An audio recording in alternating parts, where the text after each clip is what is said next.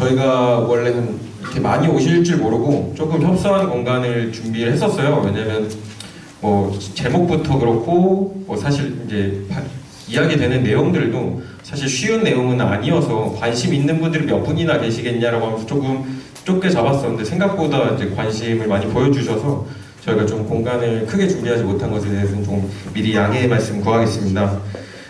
저희 이번 24회 주제는 저희가 오프체인 트러스티드 컴퓨테이션이라고 해서요. 오프체인에서 신뢰할 수 있는 그 연산 환경을 만들어낼 수 있느냐에 대한 얘기를 주로 다루게 될 겁니다.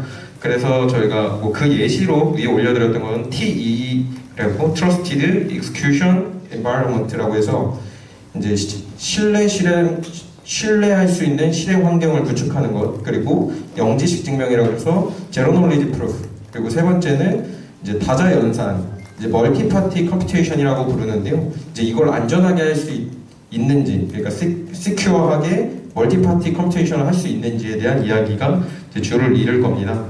그래서 저희가 이번 행사는요, 이제 2시부터 진행을 해서 4시까지 이제 연사분들이 계속 지속적으로 발표를 해주시고 20분 정도 휴식한 다음에 저희가 4시 20분부터 이제 6시 40분까지 행사가 진행될 예정입니다.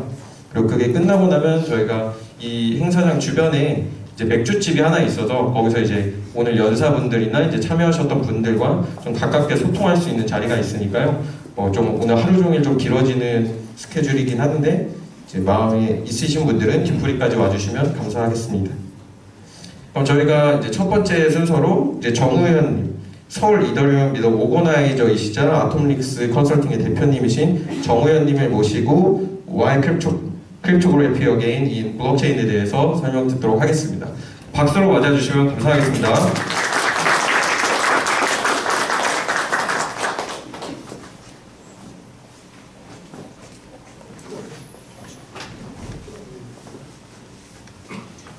네, 안녕하십니까. 네, 정우현입니다. 네, 비좁은 좌석인데 좀 이해해 주시고 뒤에 오시는 분이나 뭐 하시면 여기 중간에 복도에 앉으셔도 되고 앞에도 자리가 조금 있으니까 주저하지 마시고 바닥에 앉으셔도 됩니다. 대부분 대복권 가면 전부 바닥에 앉아가지고 같이 보고 하니까 좀 자연스럽게 해주시면 좋겠고 여기 공간이 또 문화 공간인 뭐 이런 얘기를 들어서 저도 헤어스타일을 좀 바꿔봤는데 눈에 좀 부담스러우신 분은 안 보셨죠? 화면만 보시면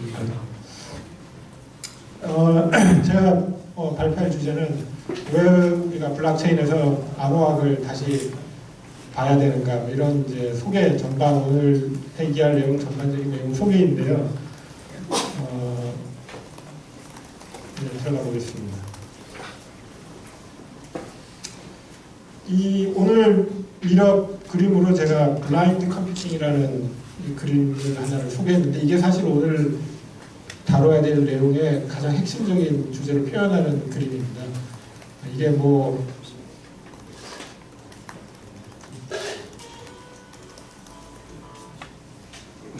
타이머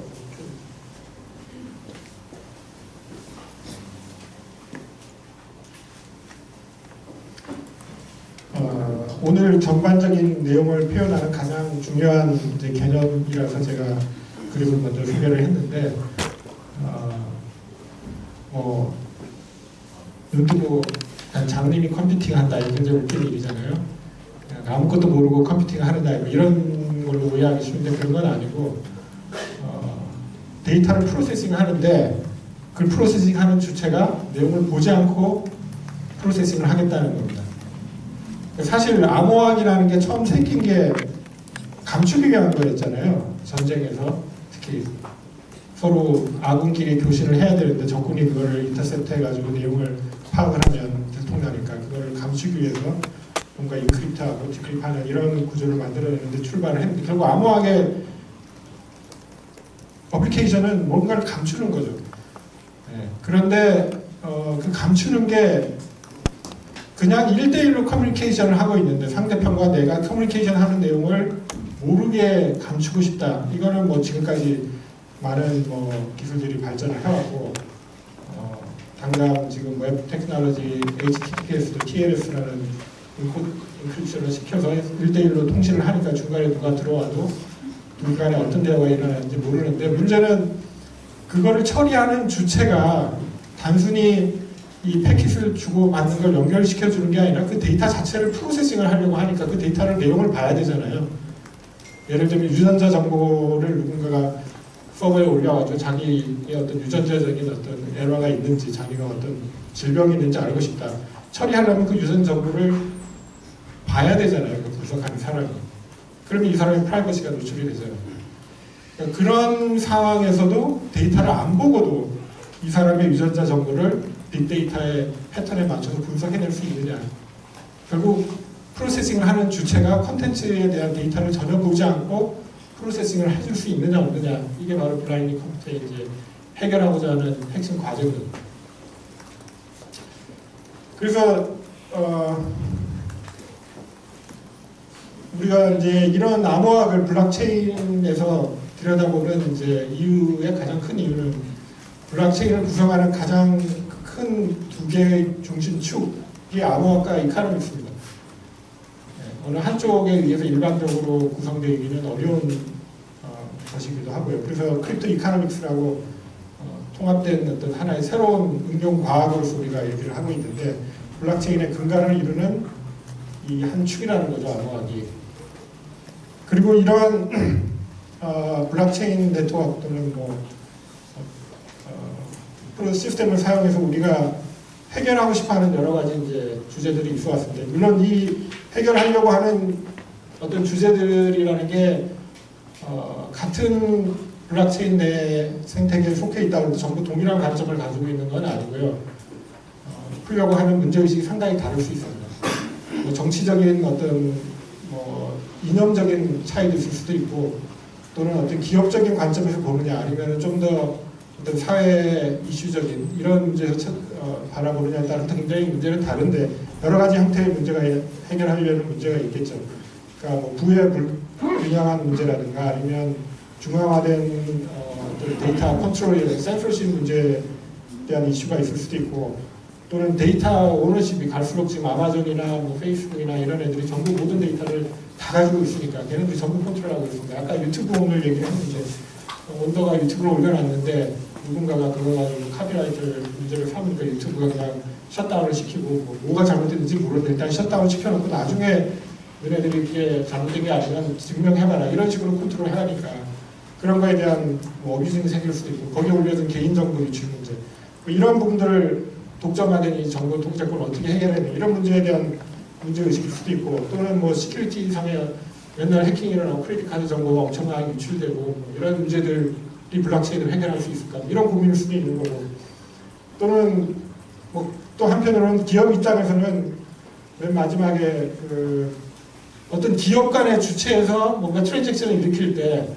서로를 신뢰할 수 있어야 되는데, 그 트러스트 비용이 굉장히 큰 거죠.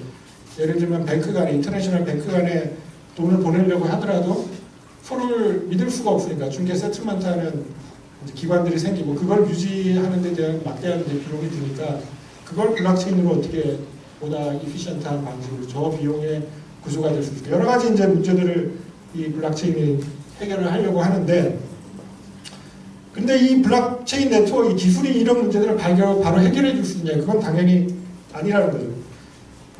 사실은 이런 문제들을 해결하는 주체는 기술 자체가 아니라 이걸 해결을 하려고 하는 비즈니스 플레이어들 간의 경쟁과 그들의 어떤 새로운 리오거니제이션이 있어야 되는 거고, 또 한편으로는 부의 불균등 문제를 누가 이걸 해결을 하려고 하겠어요. 이미 가지고 있는 사람이 아니라 거기서 피해를 보고 있는 사람, 정부의 독점에 의해서 피해를 보고 있는 사람들이 이 문제를 해결하고 싶어하는 어떤 사회적 문제의식이 생기고, 이거를 같이 힘을 합해서 문제를 해결하려고 하는 노력이 있을 때 이게 블록체인이 이걸 통해서 활성화돼서 이를 해결하는 하나의 수단이 될 수 있는 거지, 이런 노력이 없다면 이런 문제들을 해결할 수 없는 거예요. 기술 자체가 해결해주는 문제는 아니라는 거죠. 그렇지만 이런 블록체인의 암호학이나 경제학적인 어떤 그런 수단들이 대단히 유용한 도구가 될 수 있다라는 측면에서 이제 전체 그림을 한번 제가 구성을 해본 거고요. 오늘 이제 얘기하는 거는 바로 이제 크립토그래피가 왜 이런 문제들을 해결하는 과정에 있어서, 또 블록체인의 전체 구도 속에서 왜 다시 부각을 받아야만 되는지, 그 문제를 한번 얘기를 해보려고 하는 겁니다. 그래서 저도 사실 뭐 암호학 전문가도 아니고 잘 모르는 거를 얘기하다 보면 굉장히 실수도 많이 하는데, 이렇게 그래도 한번 직접 정리를 해보려고 하는 이유는, 다들 암호학 그러면 일단은 논문을 읽으려고 그러면 거의 무슨 아라비어 뭐 외국어 같은 그 노테이션 수식들 그거 자체에 굉장히 일단 걸림돌이 생기고, 그래서 전부 외면하게 되는데, 기본적인 컨셉은 우리가 그래도 정확하게 이해를 하지 않으면 블록체인이 가지는, 크립토커런시가 가지는 그 어떤 내적인 구조나 앞으로의 어떤 가능성에 대해서 정확하게 이해하기 어렵다라는 측면에서 좀 어렵더라도 도전을 해봐야 되겠다는 생각이 들어서 저도 정리를 해보고 있습니다.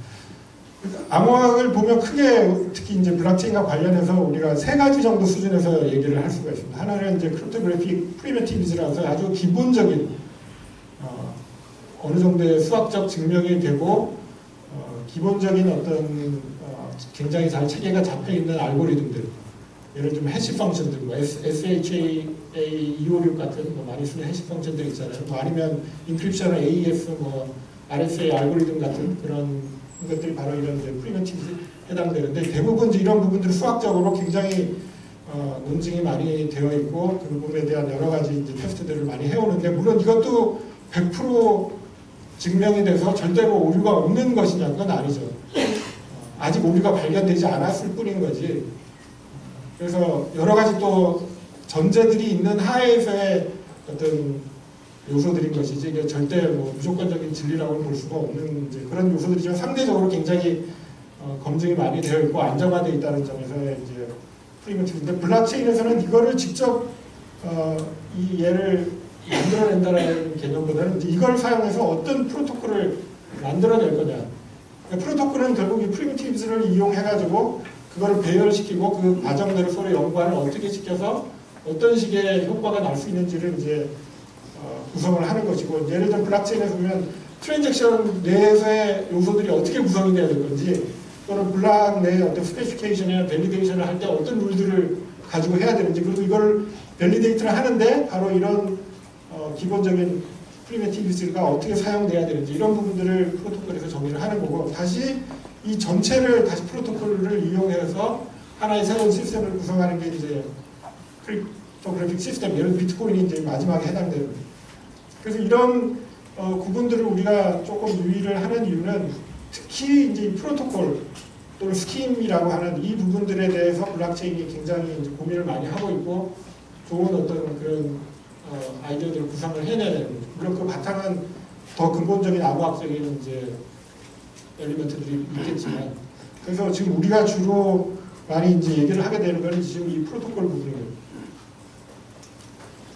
그래서 지금까지 블록체인에서 사용되어 왔던 암호학 가장 기본적인 몇 가지 이제 컨셉들을 살펴보면, 공개키 암호 알고리즘, 그러니까 프라이빗 키하고 공개 키를 나눠놓고, 이전 같으면은 이게 단일 키, 그러니까 뭔가 인크립트를 해가지고 디크립트를 하나의 키로, 시크릿 키로 처리를 한다고 하면, 이게 이제 시미트릭, 그러니까 똑같은 키를 사용한다면 시미트릭한 하나의 단일 키를 이용했다면, 파블릭 키는 파블릭 키와 프라이빗 키를 분리를 시키고 한쪽에는 인크립트라고 한쪽은 그 반대 키로 디크립트를 할 수 있는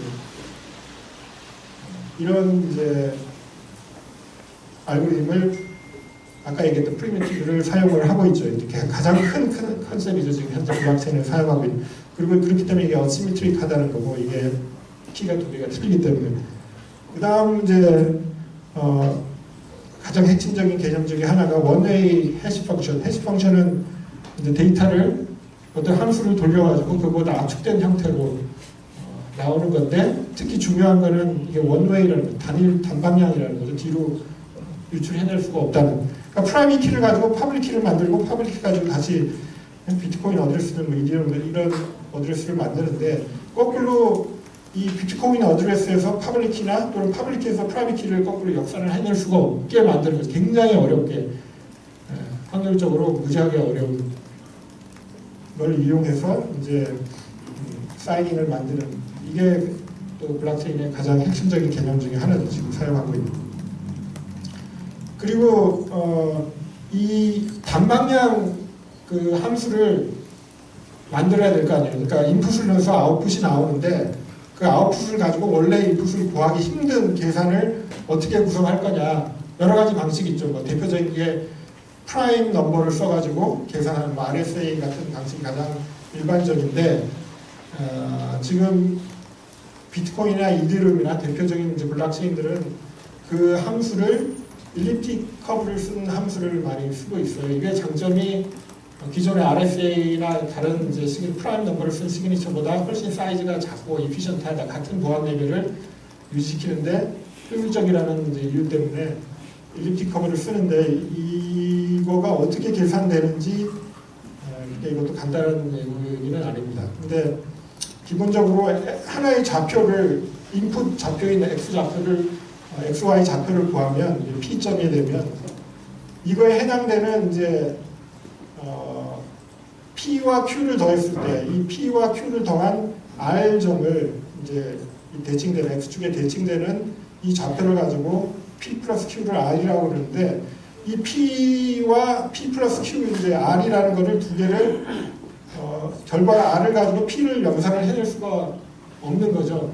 그래서 이 커브를 써가지고 계산을 해내면 역방향 계산이 굉장히 어렵다라는 이제 장점을 기능을 이용을 하는 거죠. 이런 커브를 씁니다. 물론 이런 일리프틱 커브가 종류가 굉장히 많아요. 뭐 한 가지는 아니고 굉장히 종류가 많은데 이제 비트코인과 이더리움 대표적인 뭐 코인들은 대부분 다 이 커브를 씁니다. 이 커브의 실제 함수는 이렇게 되어 있습니다. y제곱 이퀄 x 3제곱 플러스 7 이게 이 SECP K1이라는 커브의 실제 함수이고요. 이걸 가장 많이 씁니다. 그리고 이제 또 하나 현재 블록체인이 쓰고 있는 이제 대표적인 요소가 머클트리라고 트랜잭션들이 밑에 굉장히 많이 이제 있습니다. A 뭐 여기서 누가 보내고 이걸 전부 블록체인에 다 올리려고 그러면 이걸 전부 검증하려고 하면 굉장히 시간을 많이 드니까 이 각각의 해시 값을 구해가지고 이 해시를 다시 합쳐주고 해시를 다시 합쳐주고 그러면 하나의 블록의 트랜잭션이 굉장히 많은데 결국 최종적으로 하나의 단일한 해시로 모아지는 거죠. 이걸 머플 루트라고 하는데 이걸 가지고 블록이 검증을 하면 이게 변했는지 안 변했는지 확인을 해주면 이 밑에 있는 트랜잭션 하나만 변해도 이 값이 변하니까 굉장히 효율적으로 검증할 수 있는 구조를 비트코인이 처음 이제 도입을 한 거고요. 블록체인 내에서. 그래서 대부분 그 이후의 블록체인들이 다 이 컨셉을 따르고 있는 거죠. 그래서 여기서 좀 더 이제 발전을 시킨 게 이더리움의 Modified Merkle Matricial Tree 이거는 이제 특히 이더리움은 스테이트를 그러니까 이 블록체인 그러니까 비트코인의 UTXO를 사용해서 스테이트 개념이 그냥 썼느냐 안 썼느냐 트랜잭션에 어떤 들어온 자기가 받은 돈을 썼느냐 안 썼느냐 각각을 그냥 별개로 추적하는 것밖에 없는데 이더리움은 어카운트를 사용을 해서 스테이트를 계속 추적을 해야 되는데 기존의 비트코인이나 머클트리만으로 충분하지가 않기 때문에 더 개선한 형태고요. 그래서 뭐 이 내용까지 지금 자세히 설명할 시간은 없을 것 같고 그 다음에 이제 중요한 게 더블 스pen딩이 가장 해결하기 어려운 난제였죠. 비트코인에서 지금까지 얘기한 디지털 시그니처, 뭐 해시 알고리즘 뭐 이런 등등의 프리미티브를 사용을 해가지고 어떤 사람이 뭐를 내가 사인을 했다. 내가 코인을 가지고 있던 사람이 다른 사람에 전송하기 위해서 그 코인을 사용했다라는 거는 증명할 수 있지만 그 사람이 똑같은 코인을 가지고 두 번 보냈을 때 A라는 사람한테 보내고 B라는 사람한테 보냈을 때 A라는 사람과 B라는 사람이 자기한테만 보냈는지 다른 사람한테 보냈는지 알 수가 없잖아요. 그게 알 수가 없으면 더블 스pen딩이 되니까 그거를 방지하기 위해서 결국 레저라는 장부가 필요했던 거예요. 장부. 누구한테 보냈다라는 기록을 장부에 기록해놓자. 그게 결국 블록체인을 만들어내는 핵심 개념이 되는 그래서 이 쉐어드 레저라는 개념이 비트코인에서 이제 처음 도입이 된 거고 그래서 이거를 지금 블록체인들이 다 근본적으로 전제하고 있는 개념들이고 이런 이제 요소들이 현재 블록체인을 사용하고 있는 핵심적인 암호화학적 프리미티브 또는 프로토콜이라고 부르는 내용들이. 그래서 처음에 이런 제가 제시했던 프로그램들 여러 가지 관점에 따라서 다양한 어떤 문제들을 해결하려고 했는데 블록체인이 이게 과연 결과가 지금 몇 년 동안 많은 이제 투자와 연구를 해왔는데 과연 해피한 지금 상황이냐 그렇지 않은가 이제 이런 질문을 지금 던질 수밖에 없는데 상당한 사람들이 해피하지 않고 있는 거죠. 왜 그런가? 왜 해피하지 않을까? 첫 번째는 제가 느끼기에는 키 매니지먼트 나이트메어라고 하는데 키 매니지먼트 프로블em. 그러니까 지금까지는 어떤 트랜잭션을 일으키거나 데이터를 실행시키는 엑시큐션하는 주체는 항상 서버가 가지고 있는 게 너무나 당연한 거잖아요. 서버가 모든 데이터를 다 가지고 있고 사용자가 서버 보고 이걸 실행해달라고 얘기를 하면 걔가 실행해주고 은행 보고 내가 송금해달라고 하면 은행이 송금해주는 거잖아요. 내가 개인 키를 잃어버려도 은행에 뭐 시큐리티 카드, 출금 카드를 잊어버려도 은행한테 가서 다시 만들어달라고 만들어주잖아요. 왜냐하면 걔네가 모든 권한을 가지고 있고 은행이 슈퍼 어드민이잖아요. 슈퍼 유저잖아요. 개인들은 그냥 그 슈퍼 유저한테 내가 해달라고 요청하는 것 뿐이지 실제 권한은 전부 슈퍼 유저가 가지고 있는 거니까 개인들이 키 관리에 대해서 그렇게 스트레스를 받아야 될 이유가 없는 거죠. 근데 이게 나쁘다. 이것 때문에 여러 가지 문제가 생기니까 개인들에게 키를 돌려주겠다. 니네들이 그러면 프라이빗 키를 가지고 송금할 때도 니네가 프라이빗 키를 가지고 사인을 하고 어떤 트랜잭션 보팅을 할 때도 니네가 직접 사인해라고 개인들한테 그 권리를 준 거예요. 그죠? 블록체인이 프라이빗 키를 돌려준 건데 이걸 개인이 어떻게 관리할 거냐 이거예요. 그러니까 은행이 해킹당해서 잊어버리면 물론 또는 뭐 데이터를 잊어버리면 엄청난 피해가 생길 수 있지만 개인들이 잃어버리면 또 그렇게까지 크게 부과는 되지 않는데 반대로 각 개개인들이 느끼는 부담감이나 스트레스는 엄청난 거죠. 여기 계시는 분들 중에 키 잃어버려서 코인 잃어버려 보신 분이 있을지는 모르겠어요. 저도 잃어버려 봤어요. 해킹 당해 키를 잃어버려서 이런 일이 굉장히 아마 비트코인이나 이더리움이나 많이 가지고 계신 분들 어디다가 이거 보관해야 될지 아마 굉장히 큰 스트레스입니다. 그래서 키 잃어버리고 나면 해결해 줄 사람이 없어요.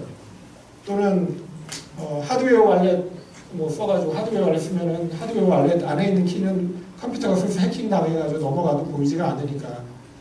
그런데 그거를 또 키를 잊어버리면 복구할 방법이 있어야 되니까 그거를 니모니 키워드라고 워드 리스트가 있어요. 12개를 쓰고 24개짜리 키워드를 쓰는데 그러면 그걸 또 어디다가 보관해야 될 건지. 종이류에다 써놓으면 불나면 어떡할 건지 집에. 이게 뭐 완전히 파라노이드예요. 이게 뭐 한번 신경이 꽂히기 시작하면 늘 불안한 거지. 밖에 나가도 혹시 집에 놔둔 게 문제가 생기지 않을까.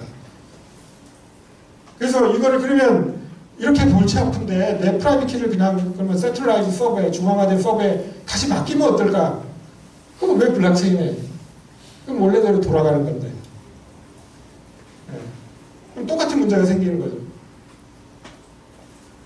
그래서 이런 문제들 때문에 결국 사용자 경험이 엄청 나빠진 거죠.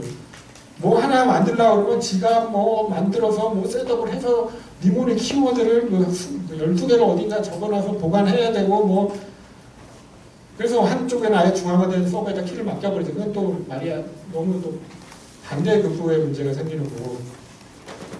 그러니까 이런 UX 문제를 인프루브를 하려니까 시큐리티 문제가 생기고 시큐리티 문제를 강화하자니 UX 문제가 생기고 어떻게 해결할 거냐. 유저한테 결국 주권을 줬어요. 정보의 주권. 니네가 결정하는 주체다. 감당이 안 돼. 내가 어떻게 이걸 내가 관리를 해. 이러한 지금 딜레마에 빠져 있다는 거죠.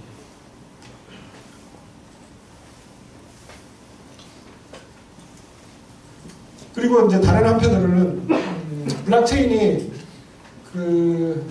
지금까지 얘기한 이제 메인 주제는 파블릭 이제 블록체인이다 보니까 그 안에 모든 트랜잭션들이 전부 오픈이 되어 있는 거죠. 그래서 그 오픈된 트랜잭션들을 누구나 다 볼 수 있고 그 오너가 어떤 주소의 오너가 누구인지는 모르지만 그 사람이 어떻게 트랜잭션을 일으켰는지 어떤 사용 내역을 가졌는지 전부 다 찾아볼 수 있는 거예요. 근데 그런 거에 굉장히 불만이 당연히 내 통장을 왜 사람들을 다 봐야 되는지 말이 안 된다라고 느낄 수 있는 사람 당연히 프라이버시 이슈가 생기는 거고 어떤 개인정보 관련된 부분들이 전부 블록체인이 다 올라가야 된다. 굉장히 문제가 있을 수 있죠. 더군다나 요즘 정보보호법 관련해가지고 굉장히 이슈가 되고 있는 잊혀질 권리 또 어떻게 보장할 거냐 이런 문제들이 생기고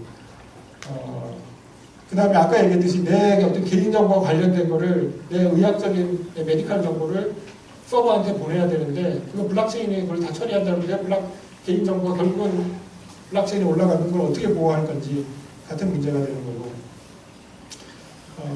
또 한편으로는 이렇게 블록체인 내에 모든 트랜잭션이 올라가다 보니까 이제 스케일링 문제가 이제 발생을 한 거죠. 감당이 안 되는 거죠. 그러니까 블록체인의 모든 데이터를 서로 전부 모든 노드들이 다 공유를 해야 되는데 그 안에 올라가야 되는 데이터는 엄청난 기하급수적인 양으로 늘어날 텐데 그걸 어떻게 블록체인이 물론 블록체인 내에서도 이 문제를 해결하려고 지금 이더리움 같은 경우에 이더리움 2.0 해서 비콘 체인에 POS 써가지고 샤딩을 써가지고 또 해결하고 또 사이드 체인이나 아니면 플라스마 오늘 하는 주제에 굉장히 중요한 이제 해결책들이 있지만 여전히 지금 글로벌하게 있는 모든 데이터를 블록체인에서 다 감당할 수 있느냐 감당이 불가능하죠. 스케일링 문제가 당연히 이제 헤레이크로 따로 시작하는 거고 그 다음에 모든 노드들이 같은 블록의 내용들을 전부 프로세싱 하다 보니까 결국 하나하나 노드의 그 처리 능력이 전체 시스템의 처리 능력을 결정하는 팩터가 돼버리잖아요. 그러니까 같은 걸 전부 처리해야 되는데 그 중에 한 놈이 처리 능력이 굉장히 떨어진다. 그럼 나머지도 처리 능력이 더 있어봤자 얘 때문에 더 이상 올라갈 수가 없는 거죠.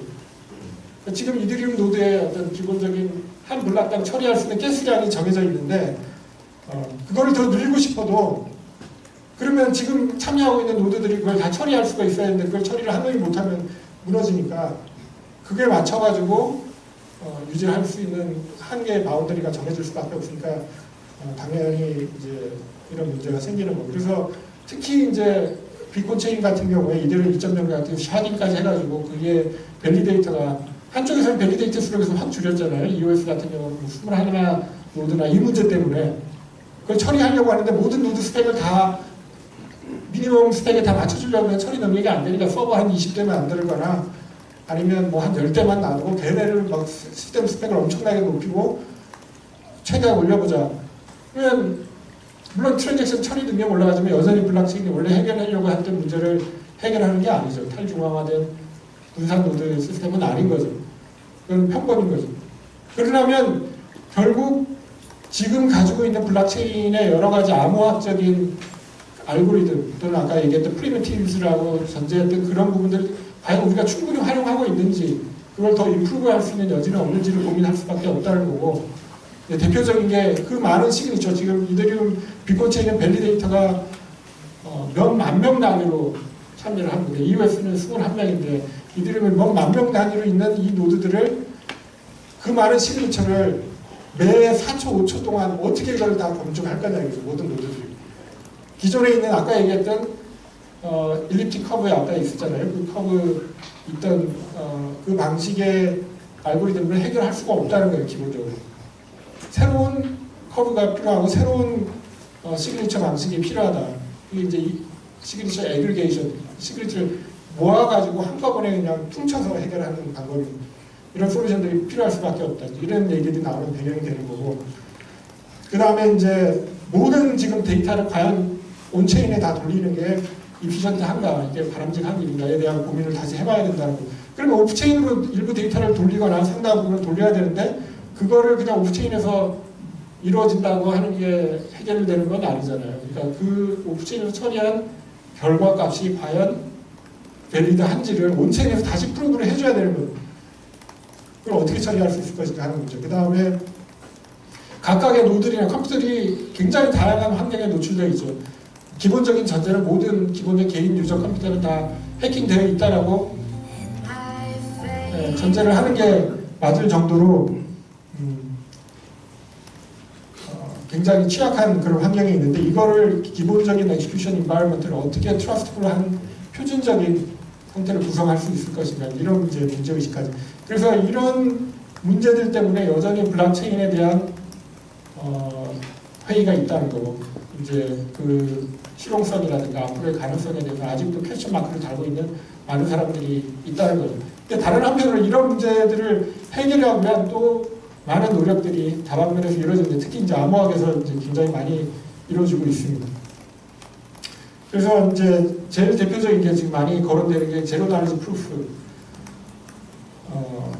뭔가를 증명하는데 증명하는 것만 증명이 되고 내가 그걸 알고 있다는 것만 증명이 되지 실제 그 내용이 그 안에 구체적인 내용이 뭐였는지는 제시할 필요가 없게 만드는 굉장히 마술 같은 이제 얘기인데 대부분의 GKP 관련된 GK 슈나크나 뭐 GK 슈나크나 아니면 그 외에도 여러 가지 종류들이 있는데 그걸 설명하는 걸 봐도 참 이해하기가 쉽지는 않습니다.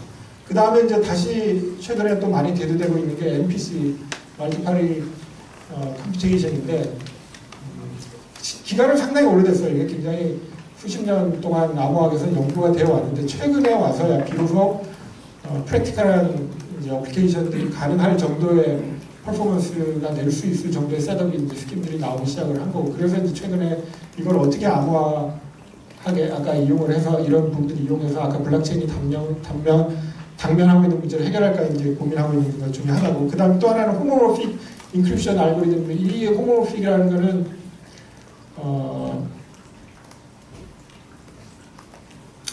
데이터가 인크립트 되어 있는데 인크립트 되어 있는 상태로 처리를 하는 거예요. 그걸 디코딩을 해서 지금까지는 서버가 유전자 정보를 받았으면 디크립트를 해서 그 유전자 정보 로 데이터를 가지고 패턴을 찾아서 이게 문제가 있는지 없는지 찾아봤다면 인크립트 된 상태로 그냥 그대로 돌리는 거예요.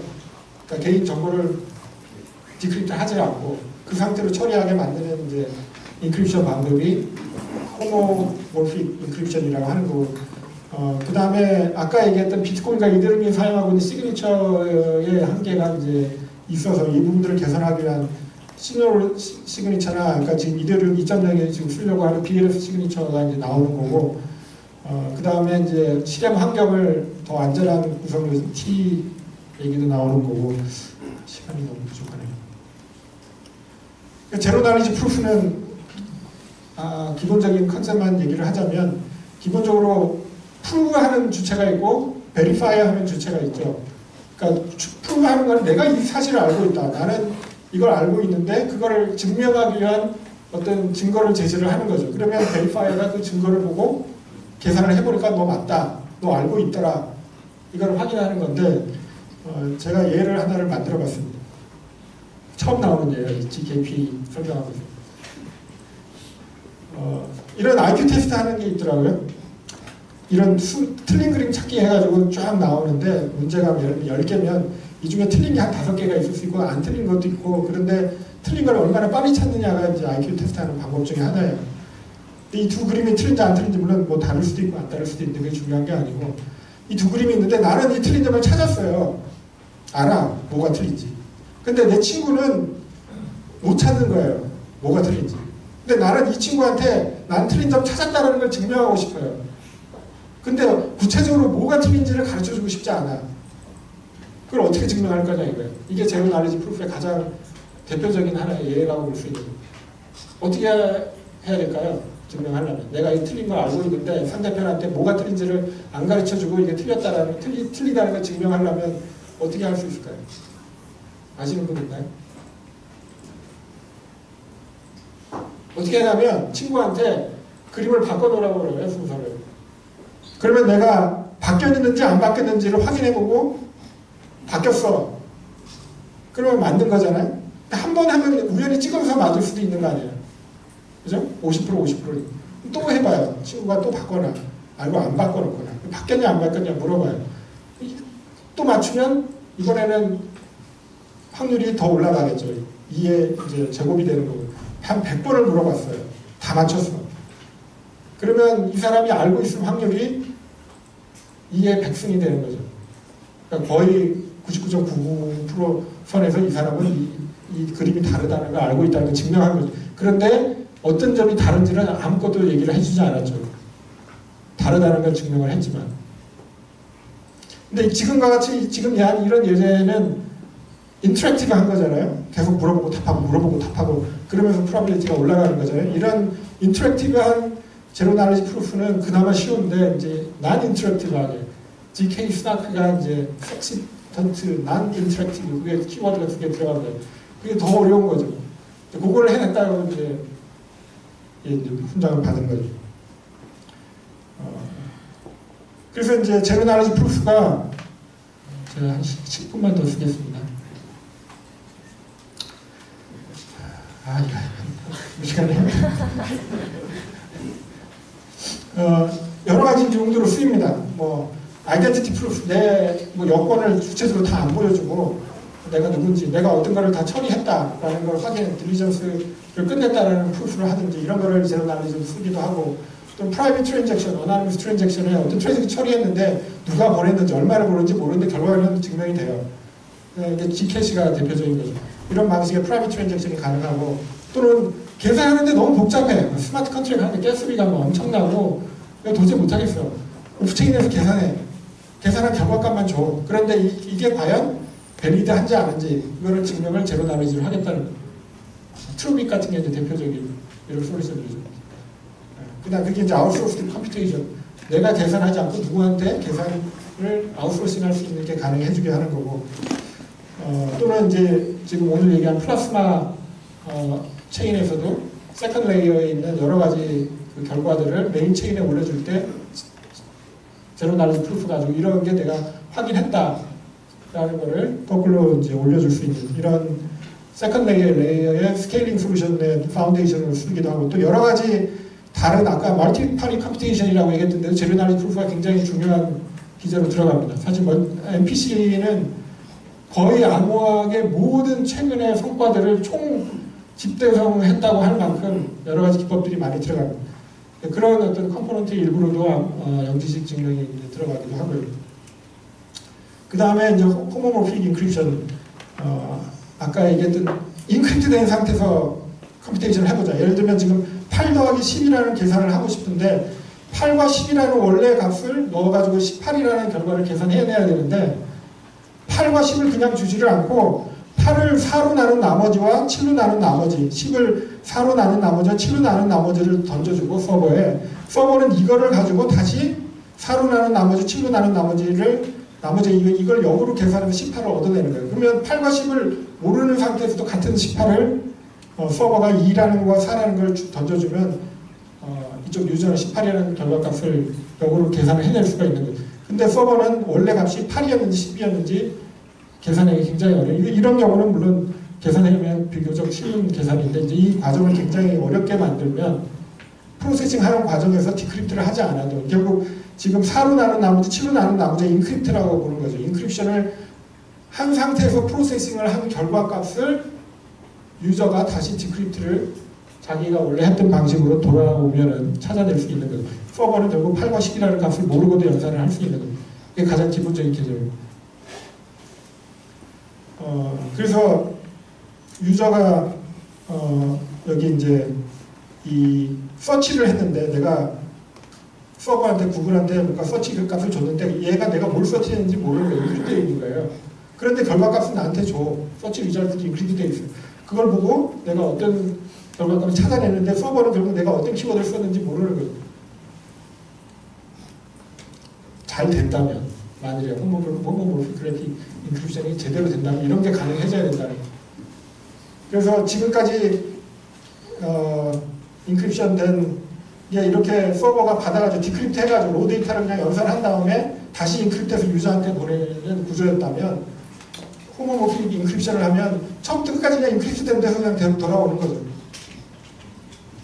그래서 서버는 이 로 데이터를 볼 기회가 없는 거죠.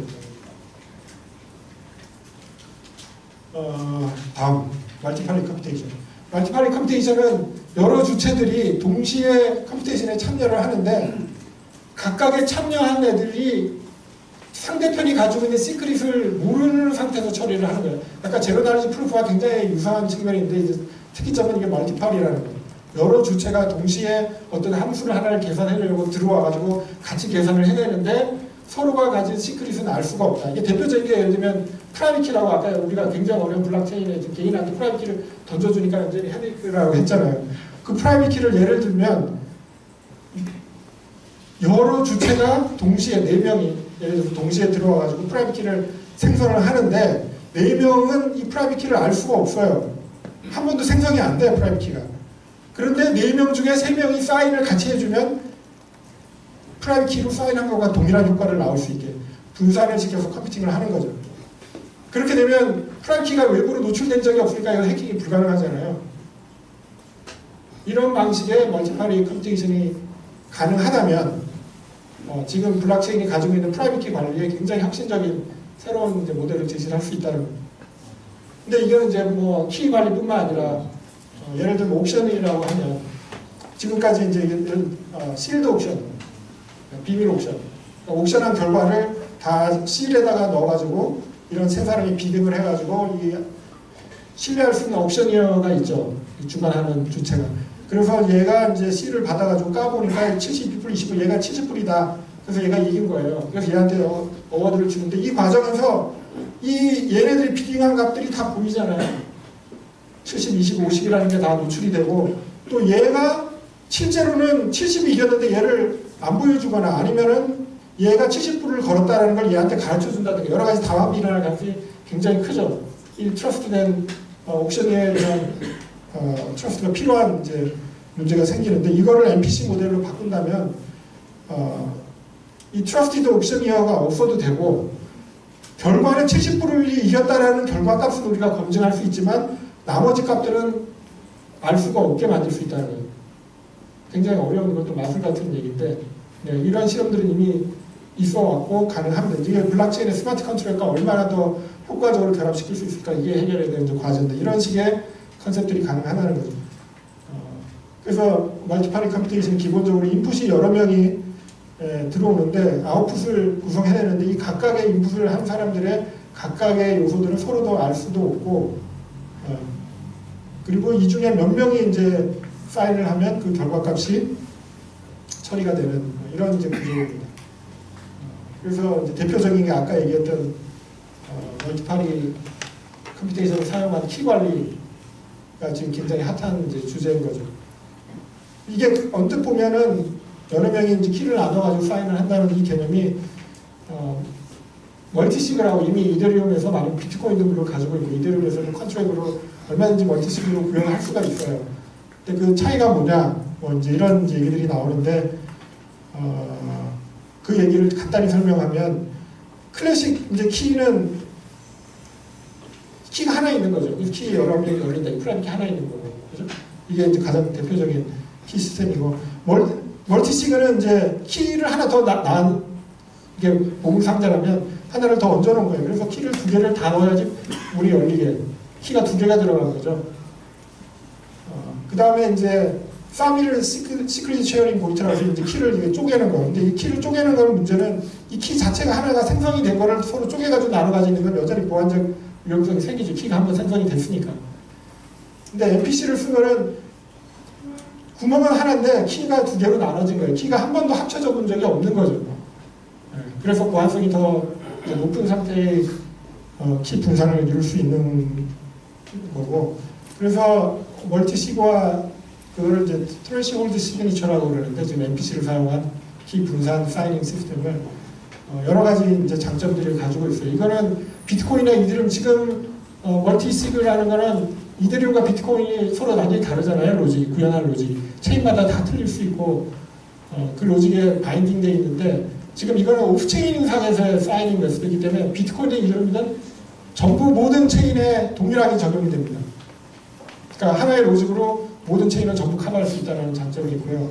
그 다음에 오프체인에서 사인이 이루어지기 때문에 트랜잭션 코스트가 월등히 떨어지고 그 다음에 동일한 비즈니스 룰을 가지고 처리할 수 있고 여러 가지 플렉스블한 비즈니스들을 전부 포함할 수가 있는 거죠. 쭉. 이거 제일 중요한 내용인데. 그래서 저희가 이거를 POC를 했어요. 그래서 이미 그 MPC 시그니처가 가능하다라는 것과 그걸 통해서 이제 비트코인과 이더리움 트랜잭션을 실제로 만들어서 테스트넷에 올려가지고 확인을 전부 처리를 해봤고요. 그 다음에 이제 아까 얘기한 이제 시그니처 BLS 시그니처 이 부분은 아까 애그리게이션 하는 부분인데 일단 넘어가겠습니다. 그 다음에 마지막으로 T도 아까 시큐어 인바이러먼트라고 하는데 결국 지금 하드웨어 wallet 지금 두 번째 게 이제 시큐어 엘리먼트라는 게 두 번째 그림에서 하드웨어 월렛에 이 시큐어 엘리먼트라는 SE가 있는 거죠. 지금 이 정도가 하드웨어 월렛이 우리가 하고 있는 그나마 안전한 이제 키 관리 방식인데, T는 이걸 더 일반화시킨 어플리케이션 레이어까지 확장을 한 거예요. 이 SE가 하는 역할을.